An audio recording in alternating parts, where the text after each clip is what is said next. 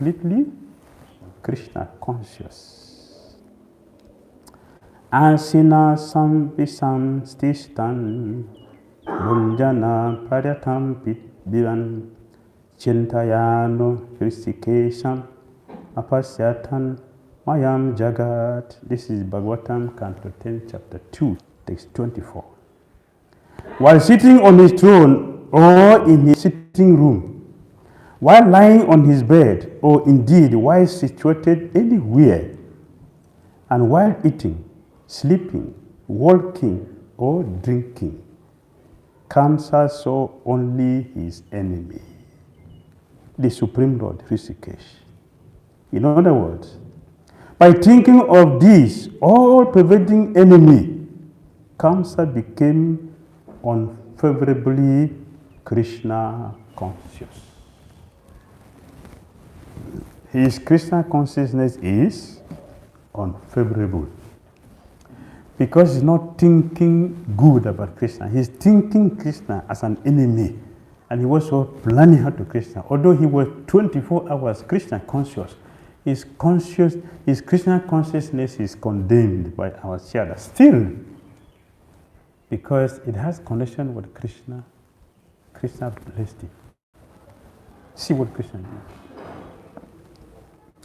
At the time of Kamsa's death, Krishna dragged him from his platform in the arena and jumped on his chest.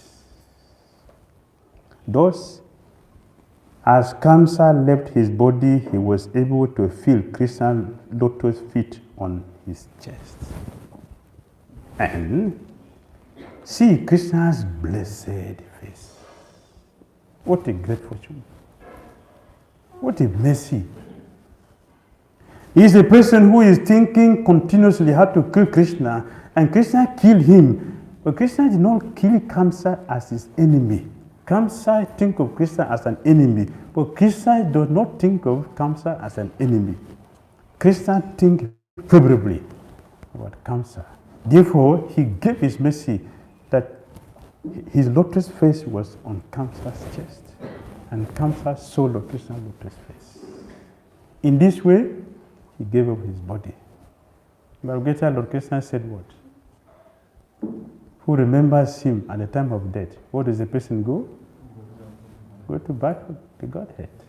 So Krishna gave mercy, blessing to a demon like Kamsa, because he was thinking of him. The same way he did to Pandurikasura. Pandurikasura was constantly thinking of Lord Narayan. In this way, Narayan was situated in his heart. He was not thinking of Krishna favorably. He was thinking of Krishna as an enemy. I am Vasudev. That's what he was thinking. I am Vasudev. You are not Vasudev, but I've been hearing that you're imitating me. Better come and take my shelter. The Acharyas explained, Saraswati entered into his heart and had to have Acharya to describe what he was speaking. Pandurikasura is telling Krishna, since I am an imitation and you are the original, come and make me complete by taking away all my envy and liberate me. That was the meaning of what he was saying. So Krishna blessed him. Krishna went to him.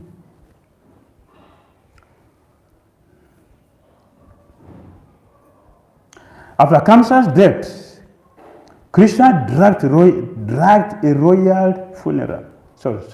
Krishna arranged a royal funeral attended by the Yadu princess, the cowherd of Braj, and Lord Krishna himself, like a dear friend of the family. Krishna further consoled Kamsa's widows and granted the vacant throne to Kamsa's father, Ugrasena. He didn't take the throne. The same thing Krishna did to Ravana. Lord Ramachandra killed a person who has kidnapped his wife, kept her for 1 year. Of course, that is not Sita. as imitation sitter, so he can be killed. So he can be killed. 𝐤𝐢𝐳 made that arrangement. When Lord Ramachandra killed Ravana, what did he do? He personally did a funeral for him, like Krishna did here for Kamsa. Lord Ramachandra did the same thing, and after doing it, he personally conducted the whole ceremony himself, directly. And after that, he put Kamsa's brother on the throne. He didn't take the throne. So he did not kill him because he's his enemy. He wanted anything. He set the standard that aggressors should be punished. They should not be spared. They should be punished to give protection to those who are law-abiding. That is Krishna's causeless mercy. Being punished by Krishna also spiritually benefited many allies of Kamsa, including the wrestlers of Mathura and kings like Jarasandha. Only the most malevolent enemies of the Lord, namely Shishupal and Dantavakra, failed to obtain his full mercy during their lives. Shishupal and Dantavakra did not get Krishna's mercy. Kamsa got, Putana got, many other demons, Pandurikasura, they all got, but Dantavakra and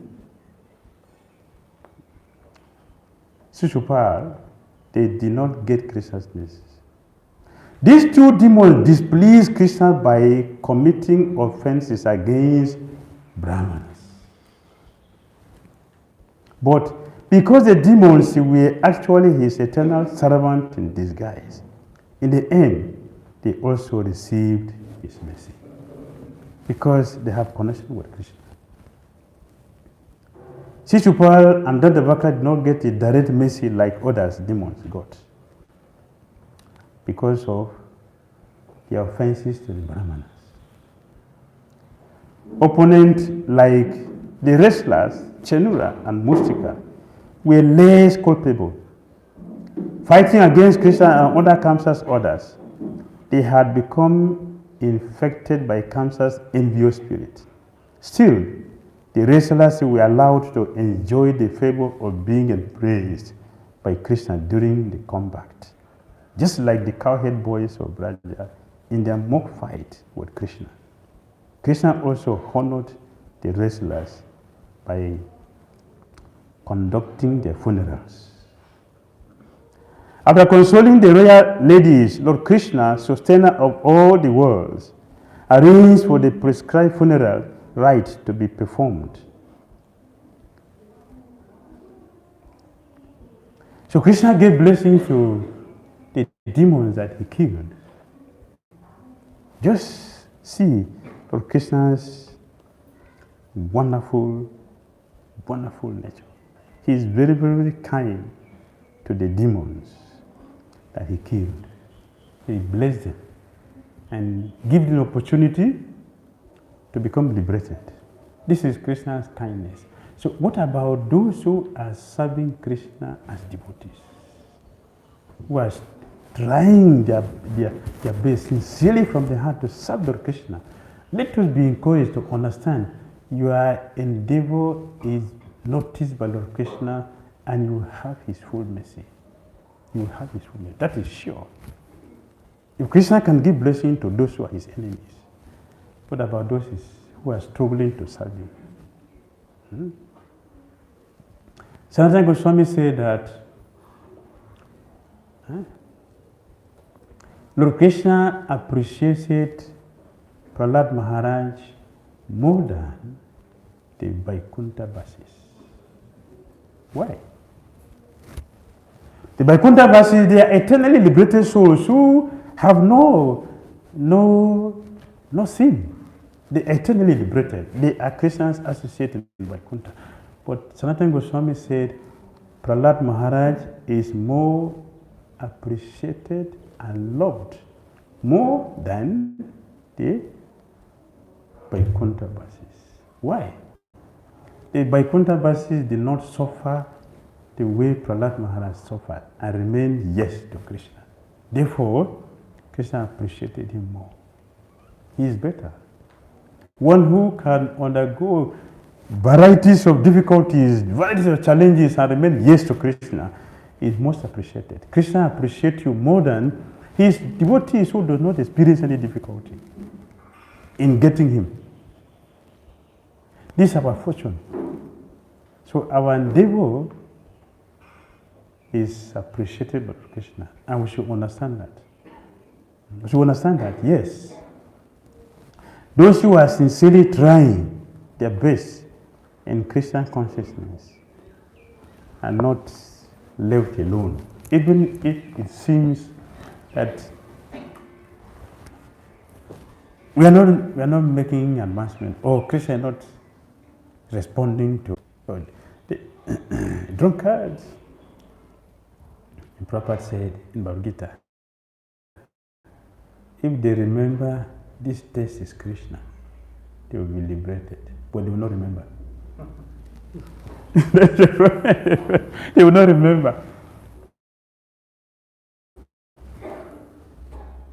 They will not remember unless when the person is fortunate. Without fortune, one cannot do anything wonderful. One can.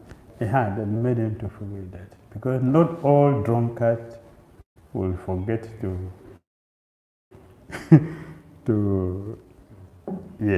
blaspheme devotees. Not all. Nowadays, you will see that nowadays, where Lord Chaitanya appeared, he didn't give mercy there. He didn't distribute mercy as he did in South India. He distributed mercy when he left Navadip and went to South India. It is there he distributed his mercy. Why he didn't distribute his own village, where he himself personally appeared, is highly glorified in the Vedas, Navadip. But there he did not give prema as he did in other places. Why? They were all Vedantis, proud Vedantis who are very offensive, blasphemy, even himself. This is my Pandit, after his father has died, he no one to advise him, now he has become a spoiled child. He never did. They didn't say that in South India. But they say this in nowadays. His own people. His own people. They blaspheme. So, only if a person is fortunate that will make the best use of what we have. It's a great fortune that Jagannath didn't make friends. It's a great fortune. Not only because of alcohol. They're many drunkards. Why are they not thinking Krishna? Why do they not remember at this test is Krishna? Even devotees who are practicing Krishna consciousness that have deviated, start drinking alcohol, they will not remember that this test is Krishna. So what about those who have no idea at all about Gita? So it's a great mercy for one to have this potency and this fortune. All right? Yes. Hare Krishna. You mentioned that whatever is our situation, still we have to praise the Lord. If we do so, we will be very fortunate. Yes. So if you could elaborate on this. Yes. Devotees does not suffer. Devotees doesn't suffer. So when we see a devotee so-called suffering, we should know this is Krishna's blessing, not suffering. We're not suffering. Because we are neophytes, so we don't see that this is Krishna's blessing. Just see. And Jagat and my dad did not make offense to vice versa. Why? Because they're drunk. So externally people will look at them, these condemned people. But see their fortune. People does not know the nature of devotees. So one should not look at devotees externally and conclude. We'll make a lot of offenses. Which is going on. We're making a lot of offenses because we are seeing externally, we don't see internally. We don't see what is happening.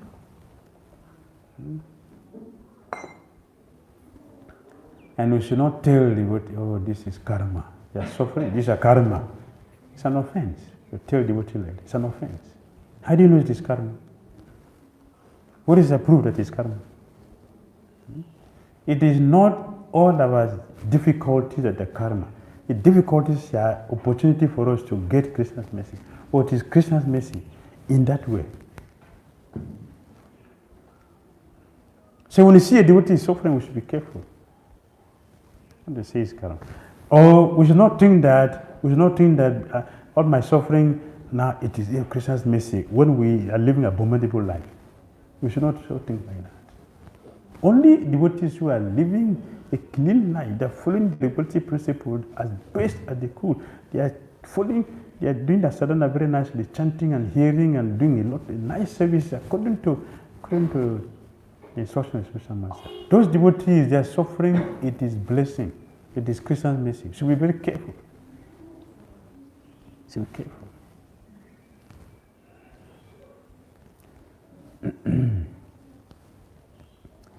There's a story of a man. He's a merchant. So the last time of his business when he traveled and was coming with the ship capsized. Everything went inside the water. Everything went inside the water. Only him survived. But in a desert, where will you get in a desert? Very difficult to get something. So he looked at his life. Those who died were better than me. Because they are gone. But look at me, there is no person to associate with, there is no food here, there's nothing. See, he will go the whole day, try to get something. Somehow he managed to get some sticks to make a shade for himself. Get some wood and make a stick. That is where he will stay. Both sun and rain. He will stay there. And sometimes he will go everywhere, all directions, look for something to eat. He was living like that and thinking, God, why didn't allow me to die like others? If I had died like others, it would have been better. It would have been better for me. I wouldn't see all these difficulties I'm passing through. But he let me here. So what is the reason of your leaving me here like this? There's nobody, there's no cell phone I can communicate and call somebody. Nothing. So what am I living for? So this is what he was thinking throughout. And to make the situation worse for him. One day as he went out to look for something to eat, as he was coming back, he saw his house was in flame. He said, Krishna, what is this? So, it's not karma? It's not karma that he's facing? He started all his patience and his the little reserve he has to think that God is there were going off completely. So, okay, I've tolerated all these days with all these difficulties. Then only thing I have to put my head is thinking, should I curse Krishna or should I jump into the sea to commit suicide? As I was thinking, so what is the next thing for me to do?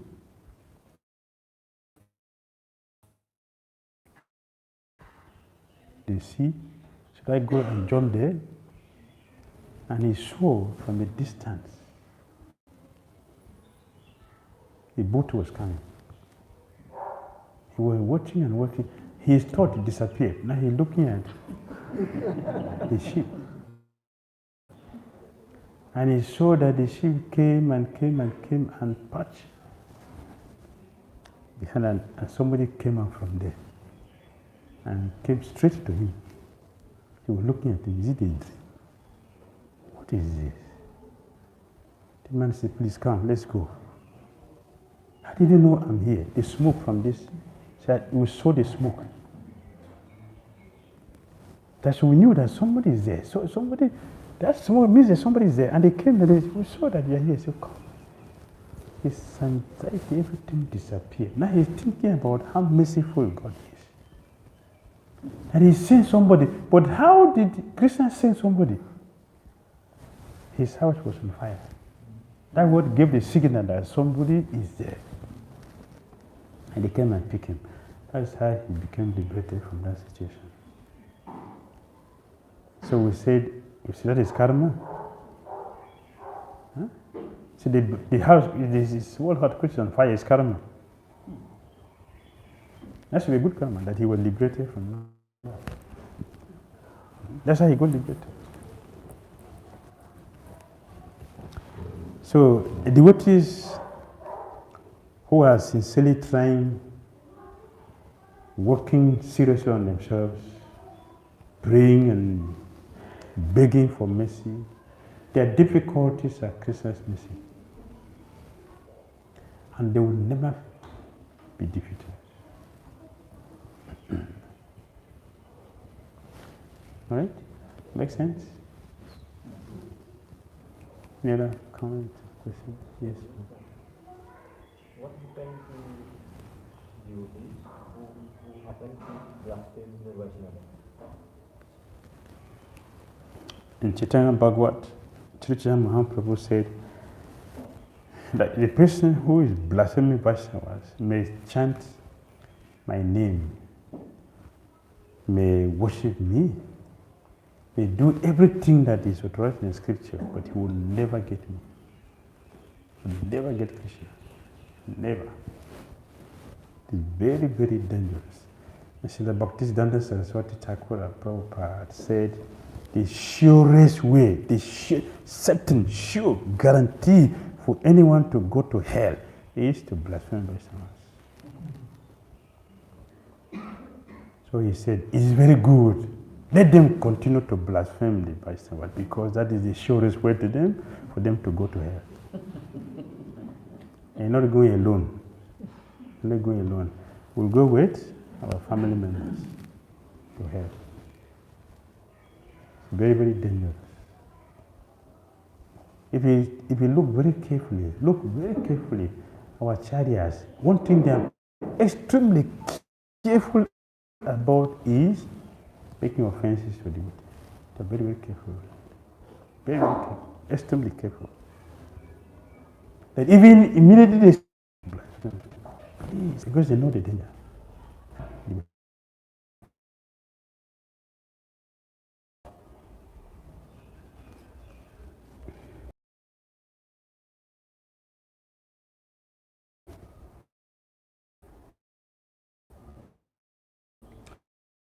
Lord Krishna told the four Kumaras, if I my own hand is offense,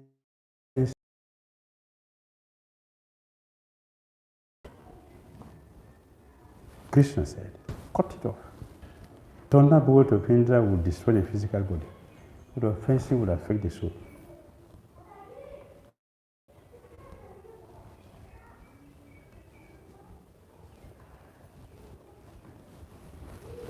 One very brief question.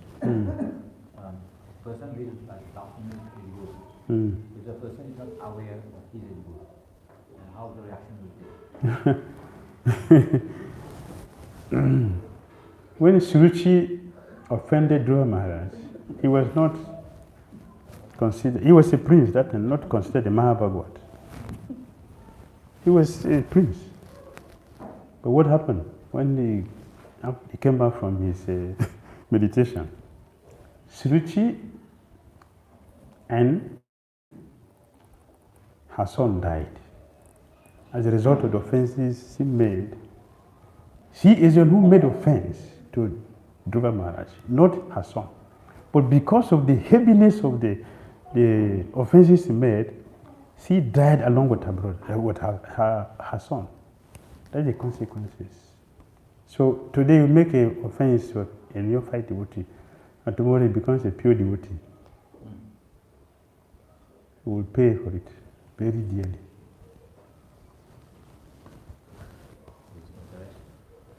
Yes. Yes. Yes.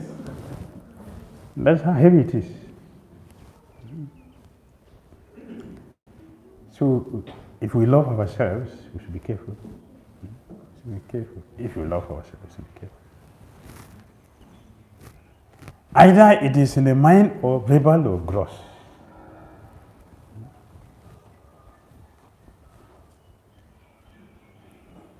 We should be careful.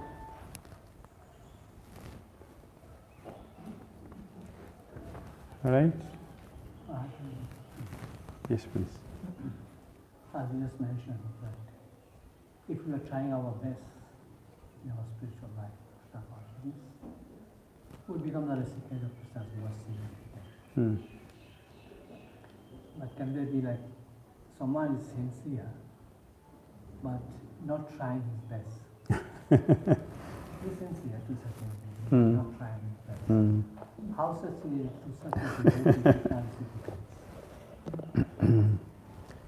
If someone is sincere and is not doing best in Krishna consciousness, according to Srila Bhakti Thakur, one has all the wonderful qualities but not a devotee. He said, I will not associate with that person. I will not look at that person. Our greatness or our fortune is our connection with Krishna. So, in other words, if we have all these qualities but we are not devotee, it is useless. That's what it means. It is useless. We get someone is very, very sincere. I remember Madhusudan Vishnu Prabhu. He told me, he asked me one day, because he has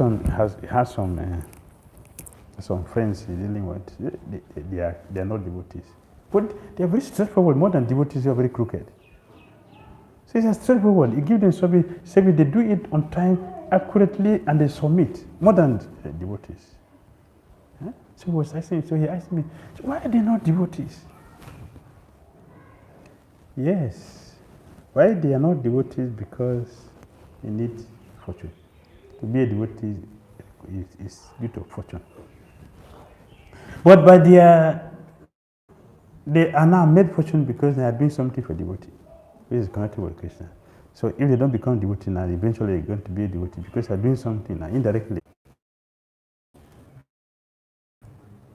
He personally gave to this. He's distributing books and he takes the devotee's hand. That's a fortune. He become a devotee. I don't know if she has taken to Krishna consciousness now, because if she's still alive or not. Surely she'll become a devotee. But all the wonderful qualities we have alone does not qualify someone to be a devotee. Unless we have the fortune to have a connection with devotee, then we can take to Krishna consciousness. So sometimes we see devotees, they have some bad qualities, and we see non-devotees, they have some good qualities which we appreciate. So we'll be thinking, we are better than devotees because this person, they not a devotee, is very clean, is very punctual for devotees. You see, the one is very dirty and not punctual. But he's better than the clean and punctual person because he has started Krishna consciousness. So our fortune is that we have connection with Krishna. Otherwise, it's a decoration on a dead body. It doesn't make sense. So yes, we are very sincere, we are punctual, we do everything like as a human being should be, but without devotion to Krishna, it is still material. It is not the things we do that is devotional service. It is when we consciously offer all the services of Krishna for Krishna's pleasure that our activity becomes devotional service. Make sense? All right. Thank you very much. Prabhupada ki jai. Hare Krishna. Hare Krishna.